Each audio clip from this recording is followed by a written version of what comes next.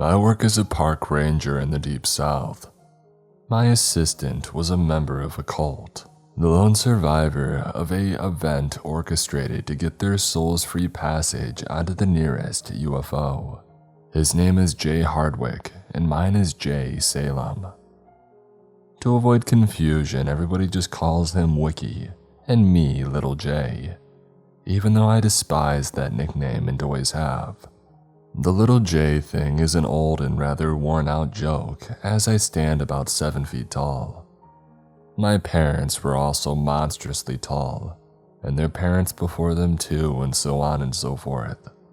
Probably all the way back to the time of the Denisovans. Just like Great Danes are inbred for their gargantuan size, apparently my family followed a similar policy of foolhardy eugenics. Regardless, I prefer people to just call me Jay. The little thing gets old. "Hey Jay," Hardwick said to me, "does that look normal to you?" He pointed across the field where a two-headed black bear stared at us, blinking in bewilderment. "It doesn't not look normal to me, and just ignore it. Rule number 1 of the job is to always ignore everything that doesn't immediately threaten your life. And even some of the stuff that does, maybe." I looked down from the bear, but Hardwick was still frowning. "He has a hat on." I looked up, and Hardwick was right. One of the bear's 2 heads had a Herbalife cap on. "Well, that's not against the law," I said. "Bears can wear hats." "Yeah, but it is a scam," he said. "That's not against the law," I said. "Americans have the right to participate in any scam they want." "Okay, but," Hardwick raised his index finger for emphasis, "it isn't even sunny out. Why the hat?" "Hardwick, I feel like you're asking the wrong questions here," I said. "Siamese twins, 2-headed bears, flying saucers from outer space. These things all happen. The real question is, do I care?" I shook my head. "You need to learn the ropes of this job if you're going to become a park ranger like me. Rule number 2, do the least work possible all the time, and maybe even less than if you need to. Don't make yourself look too good or people will be expecting you to do things all the time. And that comes back to rule number 1, which is to ignore nearly everything strange or weird." I tapped my nose in confidence at him. If you do almost nothing from the start, people will expect nothing from you, and then you have nowhere to go but up. "Yeah, but you've been in the same position at the same pay for 10 years, so..." He shrugged. "Point taken, Hardwick." I just looked back down to the magazine that I was reading. Some rag about Bigfoot sightings in British Columbia, and how Elvis was just spotted alive and well, in a bathroom in Guatemala somewhere. Hardwick was an average-looking guy, 6 feet tall with a man bun and pale gray eyes. He had 2 degrees from Stanford, but decided that he would rather work here for some reason that I never asked him about.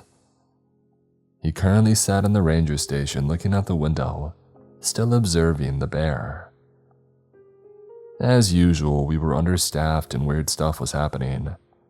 Weird stuff seemed to always happen when we were understaffed, almost as if the universe knew that we had 2 people working in a 100-square-mile park and could do almost nothing about any of it. Management would try to fix the problem, occasionally hire some new blood, some motivated youngsters who thought they could change the world, or save the environment or whatever it is kids wanted nowadays. But as soon as they realized just how strange and dangerous the park was, most of them quit. Some of them disappeared, never to be seen or heard from again. The only exception so far was Hardwick, because he said that he had seen far weirder things in the UFO cult. I'm not sure that I believed him. Nothing could be weirder than Goreham Park. At that moment, Sheriff Ames burst in the door. He was a good old boy from a plantation family, and moreover, he had the strangest and most aesthetically unappealing body that I had ever seen. His legs and arms were thin and emaciated, like sticks, but his gut and chest were huge. He looked like a walking barrel with 4 skin-colored twigs attached. I don't even know how his legs supported his massive gut. His watery blue eyes and protuberant nose were a maze of burst capillaries from lifelong alcoholism, and his southern drawl was so thick that even I only picked up about 1 word out of 2 that came out of his mouth. "Hey y'all," he said, nodding his head at me and Hardwick. Hardwick turned around to face the newcomer. "You ever end up calling the dep about those meth labs that exploded back there?" He pointed his shaky, crooked finger towards the woods. "Last week, a meth lab had caught fire and started a small brush fire. Exploded was in my book a little bit too strong of a word, but then again, I wasn't a law enforcement agent. None of this was too out of the ordinary. Meth labs were found all over the deep south, and sometimes they caught fire. What was bizarre was that the meth cook had apparently cut off his own feet, hands and head, and then nailed these to random trees in a 100-foot radius around the burnt-out lab. The cops, as usual, ruled this death as self-inflicted. Anything they didn't want to deal with was inevitably ruled this or an accident, especially if it involved somebody that nobody would ever notice was missing. I think all the townies knew that it was a lie, but the police force was so underfunded that they had to cut corners somewhere. I respected that, and knew that it was just a part of life in small-town America. Oh, yeah, the Department of Environmental Protection said the whole area is totally foobar. Hardwick sat behind me. The sheriff looked at him with bleary eyes. The environmental guy told me that it's going to take at least 6 weeks to clean the area. I elaborated. Actually, I think they have some people working down there right now. They said the toxic chemicals in the area are off the charts. Apparently lots of dumping, and I could tell that he wasn't listening anymore. His eyes roved around the small ranger's shack, where I currently sat and where Hardwick stood by the window. "Y'all know what I think the problem is with these kids nowadays?" the sheriff asked me. I thought to myself, no, but I bet you're about to tell me. Satanism. There's a whole lot of creepy stuff going on around here, and it all boils down to old Satan. These kids have no sense of Jesus Christ, no sense of pride or our country, he said, motioning from me to Hardwick as if I didn't get the insinuation. It's for the dissolution of our once great nation. I'll tell you that right now. Huh? Hardwick said, stroking his goatee. That about summarized my thoughts on it too. And by the way, did you ever find out more about that suicide back there? Oh, you mean the guy who cut his feet and hands off with a power saw? The sheriff asked, his eyes widening. Well, we know he was the one cooking that crap. I kind of assumed that, I said, but the sheriff cut me off. The second, we found traces of some weird stuff in his meth. I guess it isn't even meth, technically, though a lot of it is. But some of it was crap that we ain't never seen around here before. Acetyl alpha methcanonone. This and bromo birdie fly, that and a bunch of other bizarre hallucinogens and bath salts that would send anyone over the edge, man. I'm guessing we're gonna be seeing a lot more psychotic drug breakdowns around here in this town before the week's end, assuming that stuff got out into the community. The sheriff shrugged apathetically at me. Nothing I can do about it anyway. Just gotta carry a 45 for protection. A 22 don't do nothing to those nut jobs on bath salts. They laugh it off like it's some sort of paintball gun. He raised his hand to the ceiling. Word to my mother. I've seen it happen. So you think he was sampling his own product and went insane on it? Somehow cut himself up like that with a bandsaw? I asked, generally curious as to how the sheriff would react. He leaned close to me, a subtle smell of rum and some other sweet spirit on his breath wafting over me. And he whispered, as if he were confiding the answer to the mystery of life, the universe, and everything else to me.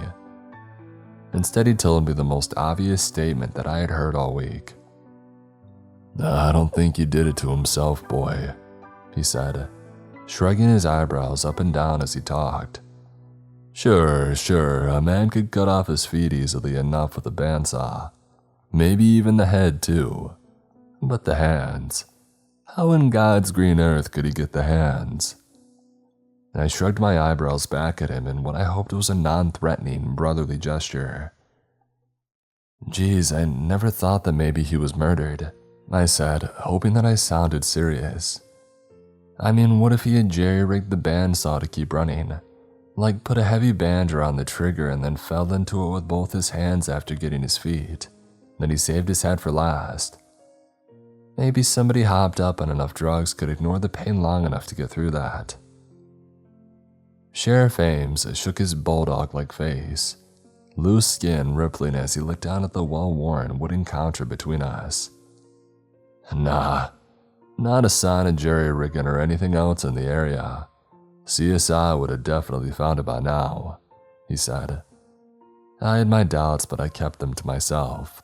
According to my research, law enforcement investigative techniques actually have a long history of mistakes and overall negligence, and it sent countless innocent people to prison.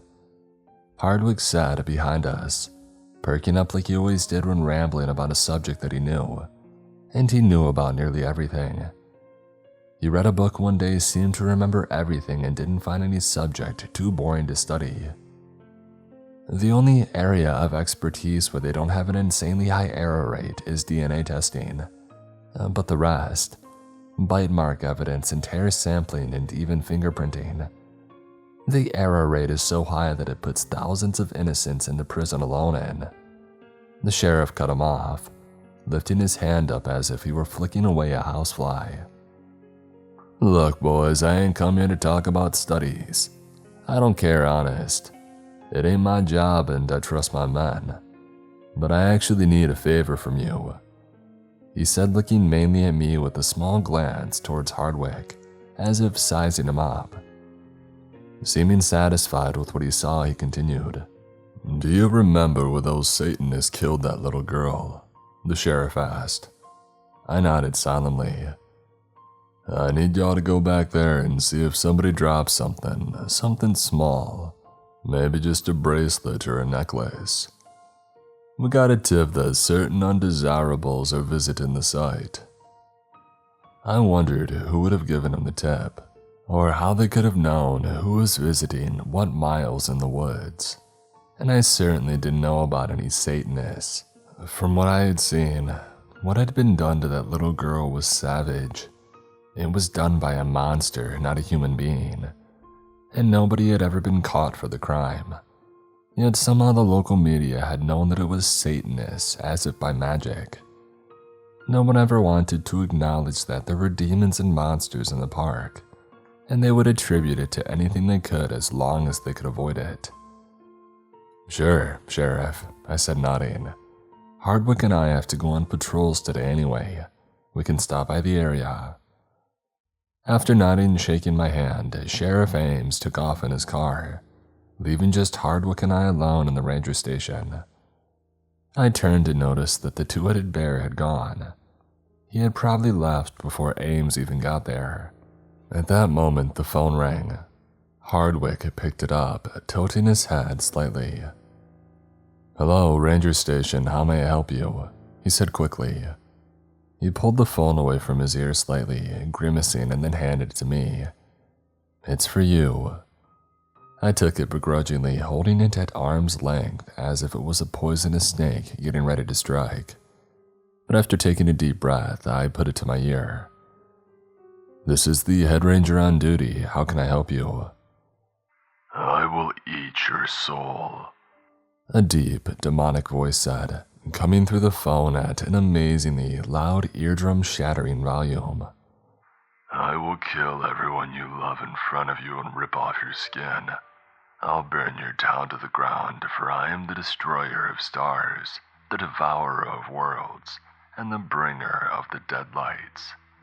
You will all tremble before me. Before I'm done with you, you will." Sir, are you sure you have the right number? I asked. I mainly just clean up the trails around here. You dare interrupt me?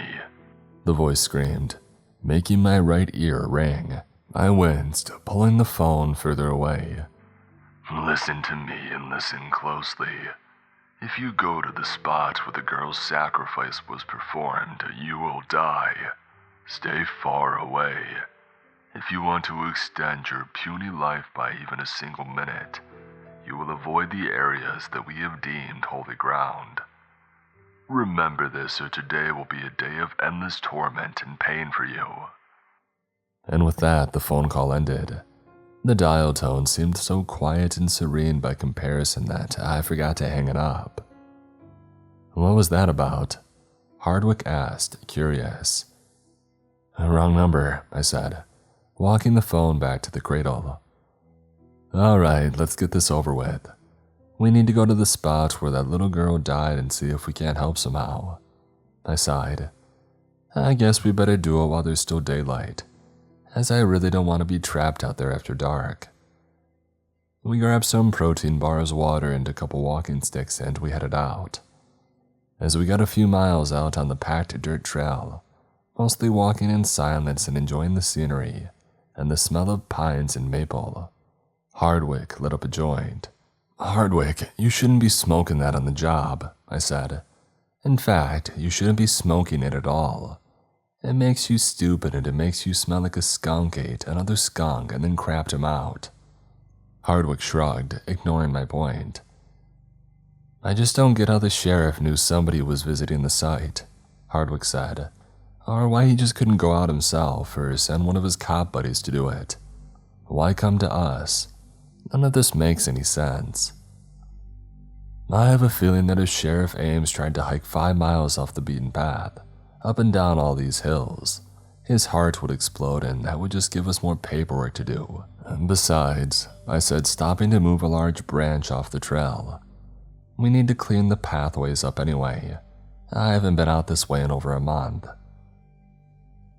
As I dragged the immensely heavy oak branch towards a deep pile of brush 10 paces or so off the trail, I saw a long arm begin to sneak up from behind a tree and approach Hardwick. It looked like an optical illusion at first, because the tree was only a couple of feet wide, but the arm that came out looked like it went on forever. By the time that I noticed it, literally 10 feet of white bony arm had extended and it was still coming out, like a massive cobra uncoiling from a tiny basket, at the tune of some invisible snake charmer. Hardwick, I said, my mouth suddenly going dry. I could only point silently while the blood drained from my face, as the arm came to within inches of his shoulder. He raised one eyebrow at me as he took another inhalation off the joint, and then everything went crazy. The arm grabbed him with an iron vice-like grip and dragged him out of view so fast that he looked like nothing more than a Hardwick-sized blur to me. Behind me, the same voice that I had heard on the phone began to speak. You couldn't wait to meet death, to die screaming and watch your friend be torn apart limb from limb. The demonic voice said, incredibly deep and resonant. I felt every word shake my bones as it spoke. I turned and saw one of the most hideously deformed creatures that I could ever imagine. It stood over 15 feet tall with the same endless bony arms as the other one that had come from behind the tree.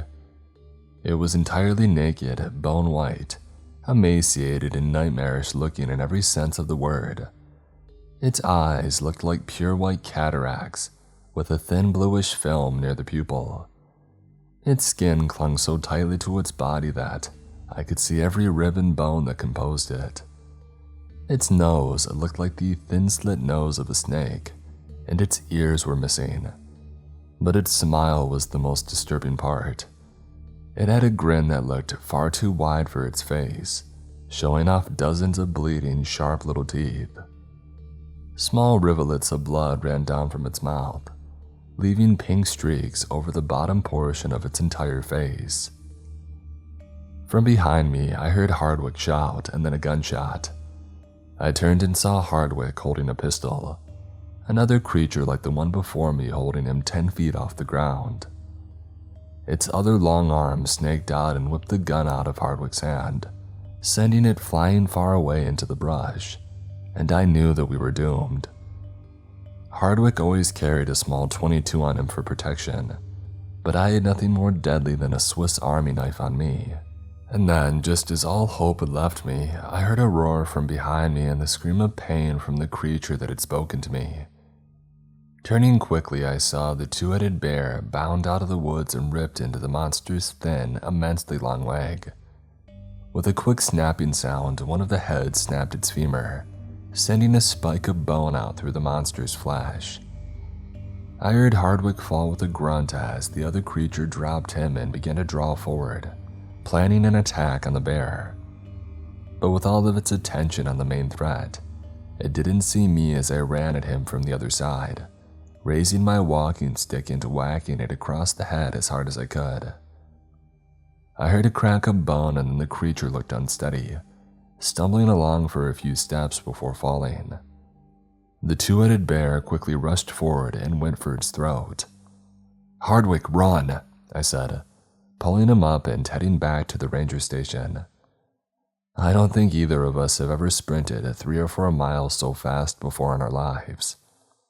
I thought at multiple points that I might pass out, but we made it back to the station in record time, panting heavily and chugging water after water, before slumping down against the wall. We looked at each other. "Did we just get saved by that bear?" he asked me. I nodded, smiling. "I think we owe that two-headed bugger quite a bit," I said. "Heck, I'll buy it a whole steak dinner with mashed potatoes. He deserves it." "Why do you think he saved us?" I could only shake my head, having no answer. Things continued to get weirder after that, and I know at least one of those monsters and two-headed bear survived because I would run into them later that week. I wasn't going to give up on being a park ranger just because of a couple near-death experiences after all. This was my place and I felt like I belonged to it, just like I hoped it belonged to me in some way. Later on, I would immensely regret not reaching the site of that girl's murder, as the sheriff had been right. There was a necklace there and it would cause a heap of trouble later on. But that's a story for next time.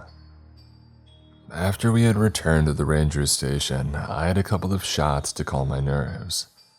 Looking down, I realized that I had been spattered in the blue-black blood of the creature from the forest.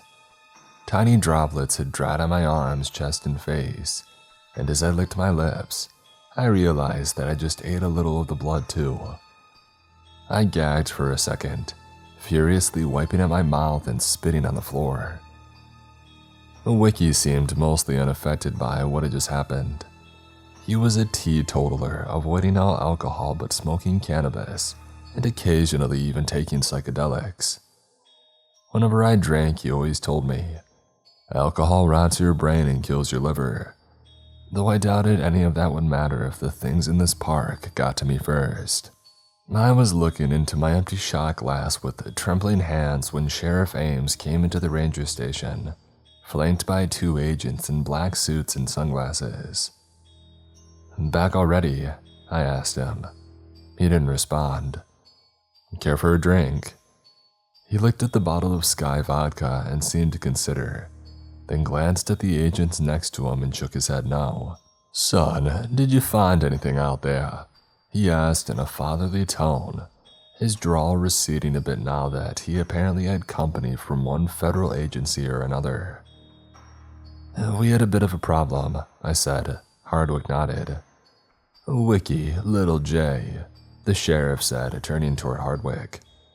"Did you actually search the area? I need to know. We had a tip that somebody involved had dropped a critical piece of evidence." "You don't understand, Sheriff," Hardwick said. "We were attacked." I tried motioning to him subtly with my eyes, but I think I just made a weird face, one that failed to communicate anything. I was trying to tell him without words that spouting off about 15-foot tall, emaciating monsters with grins as wide as basketballs would probably be a bad idea, and make us look totally insane to boot. It didn't work. I swear we were less than a mile away from the site where the little girl's body was found when something grabbed me out of nowhere. It was an arm, but not human. The arm must have been 12 feet long. It was like something out of a Lovecraft story. The thing that it was attached to, words could not describe how horrible it looked. Its eyes were like filmy blue cataracts. Its grin made the Cheshire cat look like nothing. Its fingers were bony claws and blood dribbled down its mouth constantly, as if it were chewing on its own tongue. And the smell that smelled like burning metal, like failing car brakes combined with cooking onions, with a little bit of rotten meat thrown in for good measure. Hardwick stopped and took a deep breath, and then looked from Sheriff Ames to the two agents. They all stared at him deadpan. "Son," the sheriff said, "you didn't take any drugs today, did you?" In fact, Hardwick had smoked a joint, but I wasn't about to say that.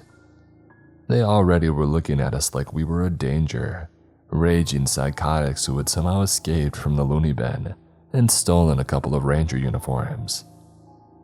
One of the agents was writing in a notepad, talking softly to himself, saying things like, "Seeing monsters, rotting onions, a bony dribble." "Wiki," I said quietly, "please let me do the talking." Hardwick frowned but nodded. "Sheriff, what he means is, I think we were attacked by two people wearing masks. It all happened very fast, but they were tall, and he's right about that. Very long arms. Had to be some sort of costume or makeup job. Perhaps two members trying to cover their identities with some cheap Halloween costume. Of course, all of that was total BS. I knew those two things were not human, and they definitely had no masks on. But would it do any good to tell the truth in this situation? At best, it would be laughed off, and at worst, the police would think of us untrustworthy and fail to take us seriously in the future." Okay, Sheriff Ames said thoughtfully, reconsidering his pitch. "I believe you, Ranger." With this, he gently put a hand on my shoulder, as if calming down a child having a temper tantrum. "These are Agents Rowe and Jimenez from the FBI. They're investigating similar cases across the US, where children were taken and apparently used in some kind of sacrifice. That little girl had her heart taken out, and that wasn't the only internal organ missing. Apparently there's a pattern of these bizarre cases with the organs removed, and because it crosses state lines, the FBI is adding its resources to ours so we can hopefully catch the people who are doing this." Sheriff Ames shook his bulldog-like face ruefully, looking down at the ground. "Ranger Salem," Agent Rose said, stepping forward, his face lacking any discernible emotion. "Have you by any chance found any jewelry abandoned on the path around the park? I know it's a long shot, but as other crime scenes, there was always a piece of jewelry left days or weeks after the murder had taken place, as if the suspect came back and planted it, maybe in an attempt to send some kind of message to law enforcement. The jewelry never belongs to the murder victim or anybody known to the victim. In fact, a lot of it appears connected to voodoo or some kind of witchcraft, generally with obsidian carvings. Does any of this ring a bell?" I shook my head. "I'm sorry, no. We can try to go back to the scene." "No way," Hardwick cried, but I gave him a look that shushed him. "But we would like additional protection. Of course, we can guide you both there, but we were just attacked a couple of hours ago and I believe the suspects are still roaming the trails." "I am not going back there," Hardwick muttered silently. "Yeah, no way. I don't get paid enough to die at the hands of some cheap Slenderman knockoff." I smiled slightly at this. "Actually, now that we have federal resources involved in the case, we don't really need you to physically return to the site," Agent Rose said. "But if you could draw us a map of the trails, including the less traveled ones, and their relation to the murder site, it would help us." I nodded and got a piece of paper. While I'm no Da Vinci, I did a passable job of connecting this spiderweb of trails and labeling them. And with that, the two agents left, heading behind the ranger station towards the first of the trails that would lead deep into the woods. "Boy, oh boy," Sheriff Ames said, pouring himself a shot now that his federal babysitters were gone. "This is gonna be a mess. Anytime the feds step in, they make things so much worse. In my experience, anyway." He took the shot back like a pro, not even grimacing as the burning liquid went down. Without hesitation, he poured himself another one and knocked that back as well. "Well, I'm off to the station. Your job is to help those agents in any way they see fit. If they tell you to jump, ask how high. Quicker we get this mess sorted out, the quicker they can leave." With that word of advice, he tipped his hat to me and headed back to his car. As I heard him take off, his muffler sounding as if it was about to fall off as he peeled away, an old broken rust bucket of a truck pulled in. It was a local that I knew well, a rancher named Bud Beacon with more kids than teeth and a sickly yellow cast to his skin. He had a Budweiser hat on and a grease-stained plaid shirt with multiple missing buttons on it. He stumbled in and he did not look healthy. He had never looked healthy, but now he really didn't look good. Due to budget cuts, the ranger station also doubled as a small convenience store to try to bring some extra income to the park. We sold odds and ends like umbrellas, trail maps, hats, hiking shoes, and some food and drink. Because there were no other stores around for miles, the locals often came here, despite our high markup, and suspiciously missing expiration date labels on many of the items. Bud Beacon was one of our more regular customers. "Good afternoon, Bud," I said, nodding my head at him. He acted disoriented as if he didn't know where he was, and kept stumbling into the racks and walls, knocking some sunglasses to the ground before kicking over an umbrella stand. He said, a slight puddle of drool coming out of his mouth. "Do you sell, He pantomimed, unbuckling a bra and sucking an imaginary nipple. I had no idea what he was talking about. "I think we may be out of that right now, but maybe check Walmart or Costco," I said, giving him a reassuring smile. His eyes rolled back and forth, never focusing on me for a second. "Bud, you feeling okay? You look a little under the weather." That was the understatement of the century. He looked like he might collapse and have a seizure at any moment. "They took my kid," he said. And with horror, I realized that he had a massive slice on the back of his skull. It looked as if somebody had sent a throwing knife into the back of his head. I hadn't seen it before since he was facing me, but he put his head down and I saw the back of his shirt was totally covered in blood. "Wiki," I said, "I think we have a problem." Hardwick looked up from his phone, his mouth opening in astonishment, as he saw all the blood on Bud's back and head. He approached him cautiously and began speaking like someone talking to a rabid dog, whose testicles were caught on a piece of razor wire, very softly and slowly. "Oh, hey buddy," he said, putting his hands out, palms up. "What happened to you? Do you need us to call someone?" "Of course he needs us to call someone," I shouted at Hardwick. His freaking skull is split open. But Bud grabbed my hand in a vice-like grip and brought it to his lips and then began whispering. "No, don't worry about me.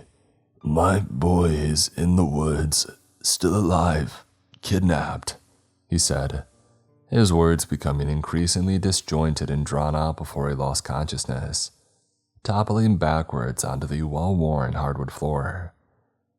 A small puddle of blood began to pool around his head as his glassy eyes stared up at the ceiling, his face taking on an animalistic and terrified cast as he swam between consciousness and unconsciousness.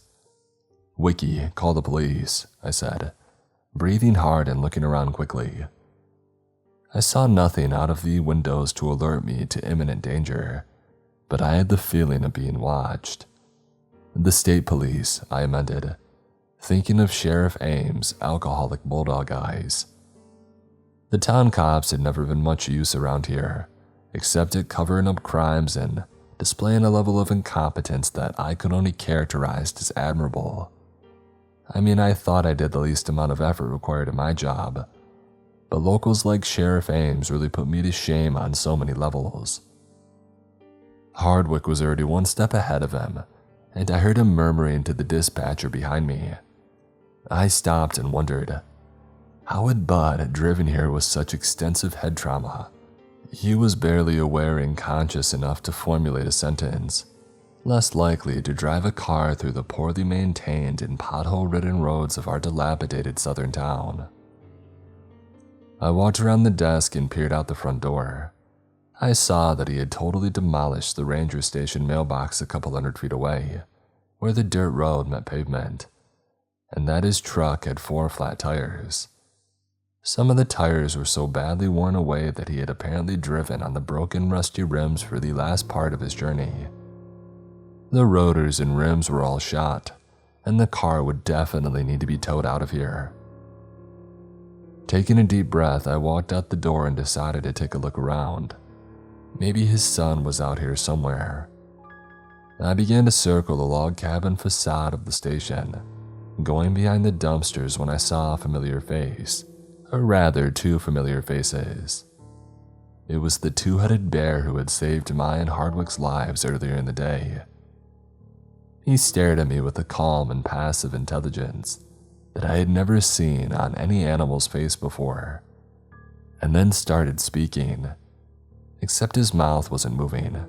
It was like he was speaking directly into my head, bypassing the auditory facilities entirely.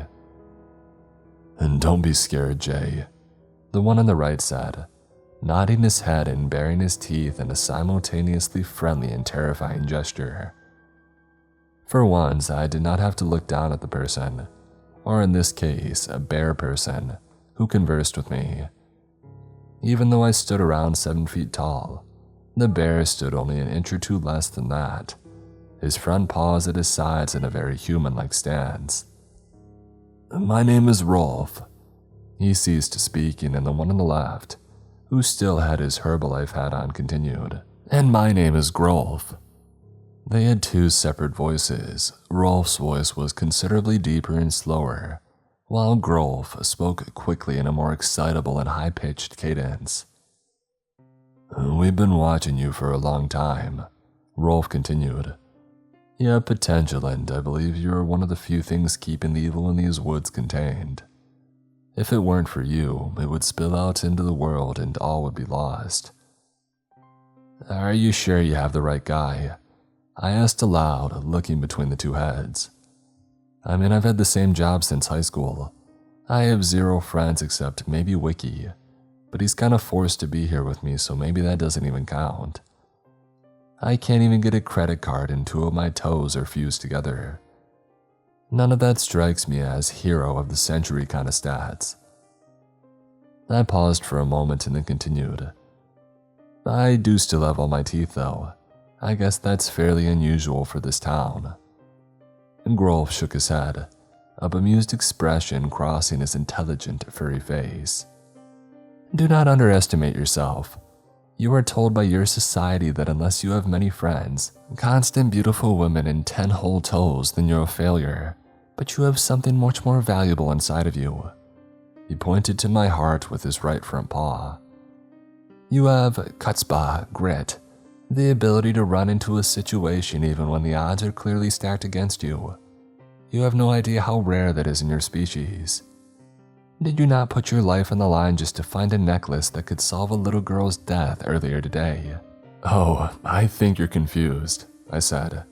"That's just because I'm stupid. I don't really worry about death when—" "Enough," Rolf said with an audible low growl emanating from his black lips, silencing me instantly. "We have no time for frivolous arguments. You're the one we need to save this forest, and that's that. If you want to stop this evil from flowing out into your town, your state, and eventually your whole world, you will listen to what we have to say. Time is short." Okay, I said, nodding. "A child has been taken from the litter of the man you call Bud," Grolf continued.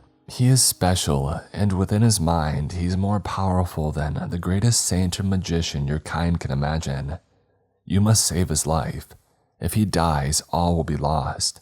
The Tall Ones plan to bring him to these sacrificial grounds by tonight, to the same spot where the girl's body was found. You must save him at any cost. I nodded. We will give you a seal that will allow you to pass through the woodlands at night, unattacked by any of the forest guardians, Grolf said, pulling a small vial from his back somewhere. I really don't know where it came from because it wasn't like he had any pockets or clothes or anything else that could possibly hold a vial. On second thought, I didn't want to think of where he may have pulled it out from. The two-headed bear began to do a slow, rhythmic dance, moving one foot and then the other, and then raising his paws to the sky and looking up with his two heads. He opened the elixir with his teeth and poured it out onto his hand. He then began to shake his furry butt as he moved forward in a kind of dance-like motion, before wiping it on his forehead. The elixir, I mean, not his butt. The elixir was cold and smelled like licorice, but it dried quickly, leaving no trace on my skin. Now I must go, but I will see you again. Take care and try not to die. Okay, I said. I'll do my best as always and not to die. No promises, though. I went back into the ranger station and Bud Beacon was gone. Wiki was sitting behind the counter smoking a cigarette and looking at his hands. Wiki, what happened? Where's Bud? He looked up suddenly, a confused frown creasing his face. He then looked down on the floor where Bud was lying and then back up at me, then around the entire ranger station. And then he shrugged. Are you serious right now? How did you lose track of an unconscious man who was just bludgeoned in the head, and he was bleeding all over the place? Well, in my defense, I wasn't actually paying attention. I rolled my eyes at this. Just then, one of the agents came running into the ranger station, his suit torn, a nasty gash across his forehead, dripping red into his eyes. It was Agent Rowe. There was no sign of Agent Jimenez, which I took as an extremely bad sign. Agent Rowe had his pistol out and was breathing at an alarmingly fast rate. His pupils were dilated and his eyes were wide and roving around, and he looked like he was overall not having a good day. Lock the doors, he screamed. Do you have any more weapons in here? Move. I calmly walked behind him and engaged the deadbolt on the front door. Wiki took another drag of his cigarette, calmly looking the agent up and down. So, Wiki asked, how did it go? How did it go? How did it go? He screamed back at him. My partner's dead and I barely got away. They ripped his arms off his torso and flung them at me like some kind of arm-shaped boomerang. His metaphor game was not up to par, but I wasn't going to criticize, as I felt that he was in a very trigger-happy mood. Okay, I said comfortingly. We'll go and check it out. Wiki looked at me like I was insane. No, we most certainly will not go check it out, he said to me. Well, we'll have to at least find Bud, I said. You're the one who let him get away after all. All you had to do was watch over an unconscious man and you failed at that. I know I talk about setting the bar low, but I shook my head in disappointment. That blows even me out of the water. After a minute of discussion, the FBI agent gave us one of his guns. He apparently had an ankle holster with a judge attached at the last resort. Not the kind of judge that sentences you to 30 days for urinating in the local fountain downtown, but rather a squat kind of pistol that shoots shotgun slugs. It felt heavy in my hand and looked totally awesome. The FBI agent had another pistol, a .45, but he wasn't going to part ways with it under any circumstances. Wiki agreed to come with me for a little while at least. We moved the barricade out in front of the door, and after heaving a deep sigh, I stepped outside. Wiki stayed behind me, his little .22 held out in his hand, now reloaded with spare bullets from the station. I had a lot more faith in the stopping power of the judge than some little .22, however. As I stepped away from the building, I realized something was monumentally wrong. The entire forest sounded as silent as a grave. Somehow it also looked darker, and there was a smell in the air like rotting meat mixed with burning plastic. The smell was so pervasive that it felt thick, like it had its own weight. I felt it on my tongue, my nose, and most of all my eyes, which immediately began to water. "Oh my God," Wiki yelled loudly. "What is that smell?" I turned around to shush him, but as I did, I saw what the origin of the smell was and immediately froze. The first thing that I saw was Bud Beacon floating in the air in front of me. His eyes rolled back in his head. Dry blood caked around his hair and face and staining his shirt. Behind him, I saw a vision out of a nightmare. The man, if it was even a man, was hunched over. It looked like he had been stitched together out of dozens of bodies. The skull was half eaten away, showing the gritting teeth and jawbone underneath. Some tendrils of black flesh and liquefying goo, still holding on against all odds. It looked like somebody had stitched 4 arms to a gigantic torso, which now clenched and unclenched their blackened fingers in unison. The blue hues of oxygen deprivation trailing streaks all the way up to his shoulders. He had 2 immensely long legs, twice the height of a normal human leg, which made him stand taller than me, at least 8 feet, and towering over the floating form of Bud Beacon in front of him. In the center of his decaying face stood a single massive eye, bloody teardrops running out of it as it constantly looked right, left, up, and down and in all directions.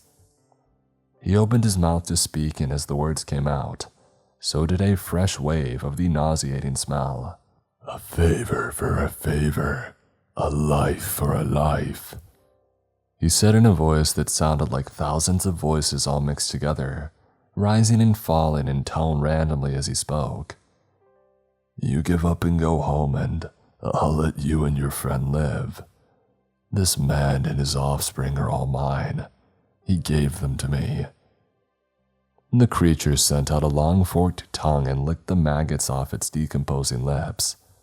I raised the judge, pointing it at his center mass, but I couldn't get a good shot with Bud floating in between us. "How about you leave right now?" I asked in return, my voice trembling, "and I might let you live." His grin widened.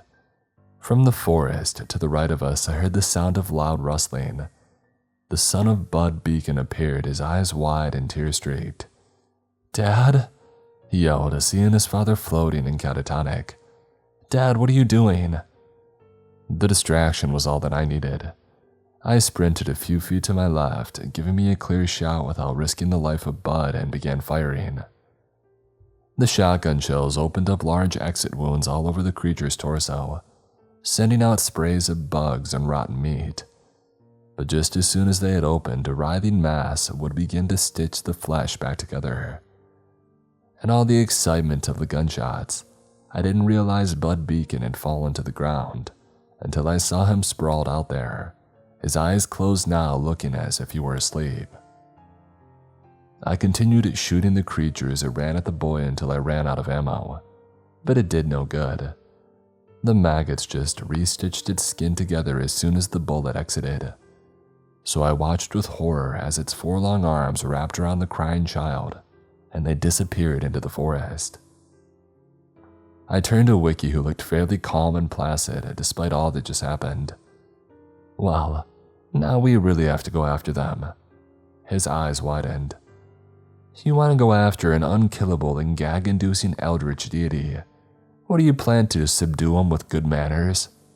I shook my head. "There's an innocent child involved, Wiki, and now we know he's alive. We can't just let him be sacrificed." He groaned. "I hope you at least have a plan," he said to me as we began trekking towards the forest. "Not at all," I replied. We had just seen Bud Beacon's child taken away by a monster who looked as if he had been stitched together by Dr. Frankenstein himself.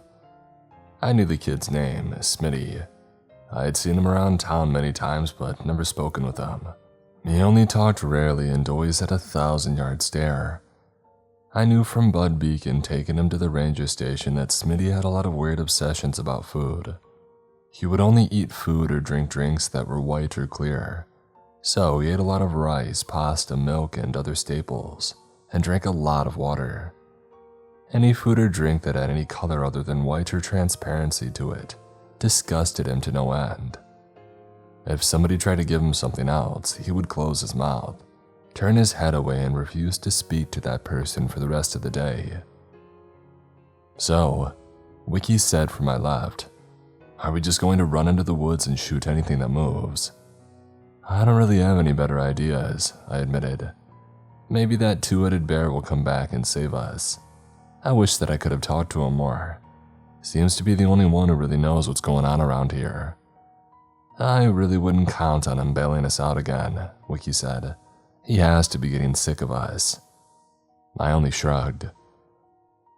"Well, as you know, my goal is to live forever," I said sarcastically. "So far so good. If I've made it this far, why not just keep going? Everything always seems to work out in the end." Wiki pulled a joint out of his pocket, lighting it and taking a deep hit. The sun was rapidly setting, the forest gaining an eerie, shadowy look that made it hard to see very far down the trail. "And by the way," I continued, "the bear is not a he, it's a they, and their names are Grolf and Rolf," they told me. Then a horrendous smell started to waft over to us. It wasn't the smell of all the dank weed that Wiki was smoking either. The smell was so strong that it immediately overpowered the smell of the cannabis. And to my terror, it was a smell that I recognized. The smell of burning metal combined with rotting meat. It was the smell of the creatures with the long arms and pale white flesh who had attacked us earlier. Wiki," I began to say, but he threw the half-smoked joint casually in the brush and just nodded. "Yeah, I know, bud," he said calmly. His eyes red and slightly squinted as he looked around, a big grin on his face. Looking at him, you would think that we were at an amusement park rather than a cursed forest. "They're definitely back. We're being watched." But nothing came out of the brush at us. I could smell the monstrosities, but it appeared the mark from the two-headed bear had really worked. I was passing through without being attacked by the monsters of the forest. I had a feeling the bear's mark wouldn't work on everything though. As we hiked further ahead in the dark, turning on our flashlights, the smell faded further and further behind us. We heard twigs snapping and bushes being pushed aside in the twilight darkness all around us, but we continued on. The few shots of alcohol that I had taken before leaving to calm my nerves had totally worn off, and I felt a rising sense of anxiety building up inside my chest. As we neared the site at the end of the trail where I had been told there was a sacrificial altar, a new smell began to arise. It was the odor of burning plastic. A monstrous conglomeration of many bodies stepped out from behind an oak tree to my right, blocking the path. I raised my pistol, a model called the Judge that fired shotgun shells. "Grolf and Rolf gave me the mark. I demand passage," I yelled, pointing the pistol at its face where a monstrous single eye flicked back and forth, looking at me and then Wiki and then back at me again. "Move aside, beast. Move aside and let us pass or I'll kill you. I really will." I hoped I sounded a lot braver than I felt. It felt like my voice was trembling and I could feel my heart racing. I kept my flashlight tucked under my armpit as I took a deep breath in and tried to steady the gun and calm my nerves. "Fool," the monster cried in front of me. "I am not bound by the laws of this forest. I was created from corpses in a secret location. The mark of the protector bear has no effect on me. I will give you two standing here one last chance. Turn around and never come back here and I'll let you live. For I am Raka, the strong, the unkillable, but the forgiving for those who repent," the monster said, blowing fetid air in our direction out of his reeking mouth as he yelled. The trees shook around us and I heard birds and bats fleeing in droves as leaves fell from the tallest branches showering the forest. "Okay, listen up here, Raka. Wiki said, stepping in front of me. Nobody tells us where we can go or what we can do. And there's a kid back there that we're supposed to bring home. If you're so strong, why do you take mere children? Raka laughed, a deep gurgling sound that reminded me of a slug slime and moldy rotting leaves in the bottom of a lake. It sounded wet, sickly, phlegmy, and overall just disturbing. I heard movement behind Raka, and men and women in black robes started to step out, forming a semicircle. Both Wiki and I had our guns pointed at the new arrivals, yet they seemed totally unafraid. "Hail Raka, the great, the strong, the unkillable," said a tall blonde woman in the front. The rest of them shouted in unison, "Hail!" "Hey, you guys stole that from somebody else. Pretty lame losers," Wiki said, laughing. "Actually, I think they stole it from the ancient Romans," I said. "You know, the whole Hail Caesar thing."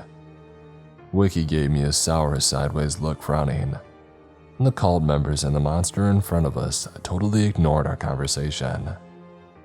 "The child is ours," Raka said, smiling a grin with far too many teeth. Many of them appeared rotted and blackened, but still sharp and extremely long. "I'm done being patient. If you take one step forward, I'll kill you both." I took one step forward. Raka's single eye widened in surprise as I raised the gun and began shooting at the cult members behind him. I knew from previous experience that shooting Raka did no good, but that was a problem that I would have to deal with later, probably in about 30 seconds. Wiki followed my lead, firing his .22 at the center mass and heads of the cult members. Within seconds, all of them were on the ground, dying or dead, blood soaking into the dried leaves of the forest floor. With a roar, Raka began to rush forwards towards me, and then everything happened very fast. From my right, a loud rustling started, and out popped the two-headed bear, Grolf and Rolf. He sprinted out on all fours from a cluster of bushes nearby, slamming into Raka with an amazing speed, and sending him flying 20 feet off the trail and directly into the trunk of a huge evergreen tree. The branch went through the heart of Raka, and though the bugs swarmed and tried to re-knit his flesh, he was caught. His feet moved with futility, not even touching the ground since he was suspended 5 feet above it, with the impaling branch keeping him stuck. He roared and screamed but made no progress. "Go, now," Grolf said in my mind, his psychic voice echoing with a loud, clanging feeling throughout my entire consciousness. I winced at the power of this inner voice. "The boy has little time left. The altar is just ahead. You are our only hope." Well, that's not good, I muttered to myself.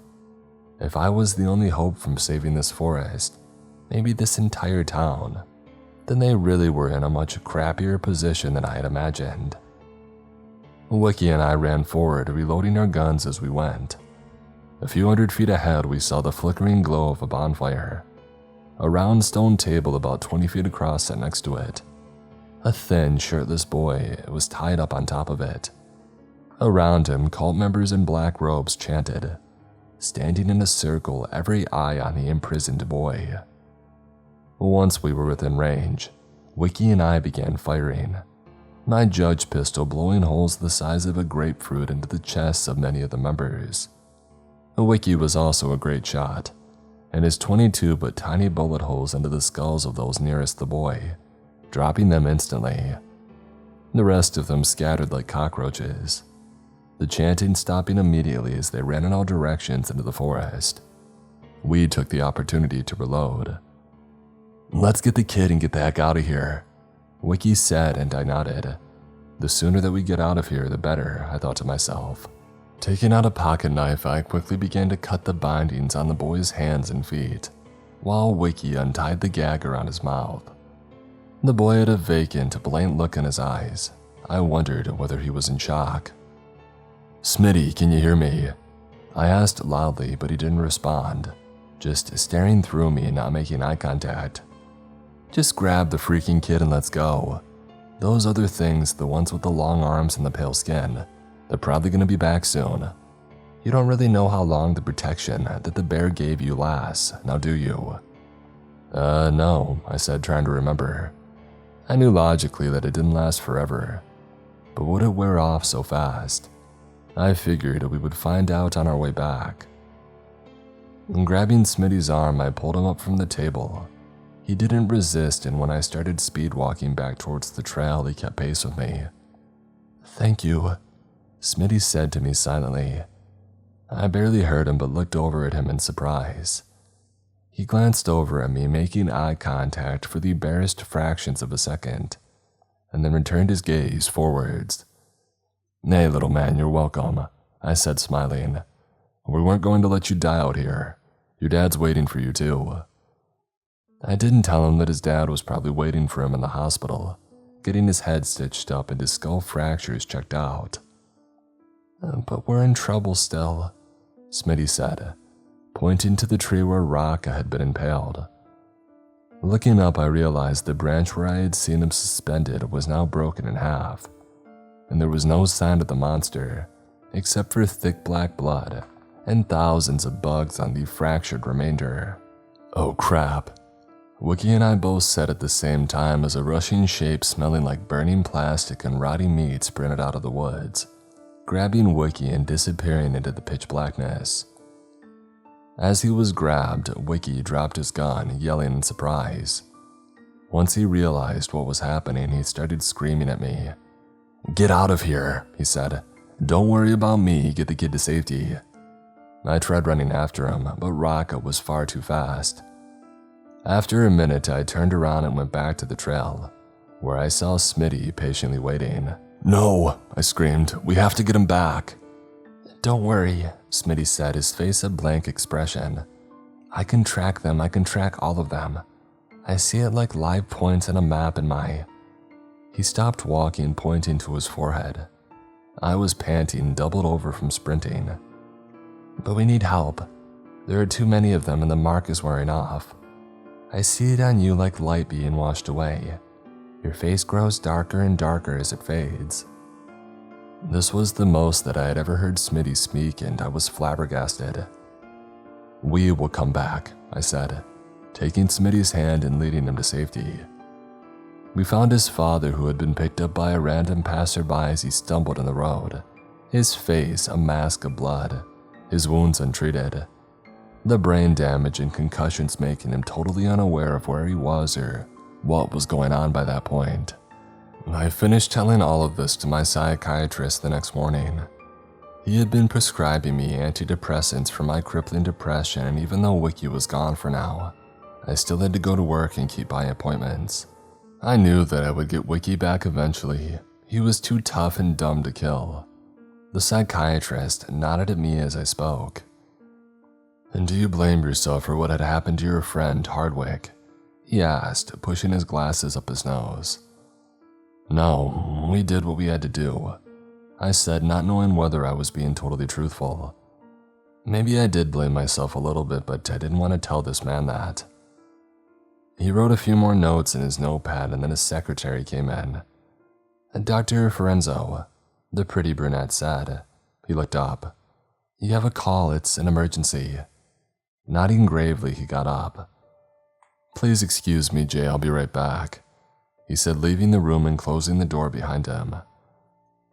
I got up after a minute, bored, wondering how long this was going to take. I looked at his notepad, lying face down in his brown leather chair, and frowned. Flipping it over, I saw that he hadn't been taking notes at all. He had simply drawn a picture across the entire front of the notepad. It was a picture of me, crucified to a lamppost, my eyeballs hanging out, a pentagram carved into my chest. Underneath in tiny, neat black letters he had written, "Kill the traitor." "Well," I said, putting the notepad back down, "that can't be good." The FBI offered to send me help in finding Wiki. That day, I had a team of agents and dogs with me at the ranger station. Even Sheriff Ames showed up, saying that he wanted to help in any way that he could. After all, I had risked my life and I had saved the boy. But now another adventure had to begin.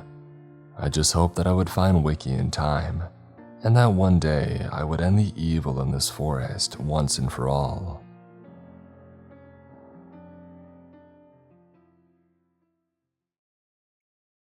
We can all turn into creeps when we don't get enough sleep. So if you're tossing and turning at night, it might be time to buy a new mattress. The folks over at Ghostbed have been making mattresses for over 20 years, and you can feel it when you lie down on one of their beds.